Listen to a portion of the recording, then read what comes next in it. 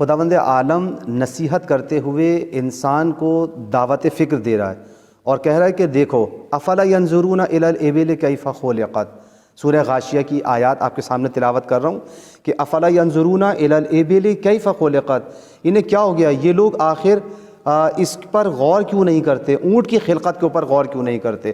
اگر انسان اونٹ کی خلقت پر غور کرے تو نصیحت حاصل کر سکتا ہے، پروردگار عالم نے اس کے اندر نشانیاں رکھی ہیں۔ اسی طریقے سے دیکھیں پھر آگے خداوند عالم نے کہا ہے وَإِلَى السَّمَاءِ كَيْفَ رُفِعَتْ، اور آسمان کی طرف دیکھو کہ ہم نے اس پر کس طریقے سے بلندی عنایت کی ہے۔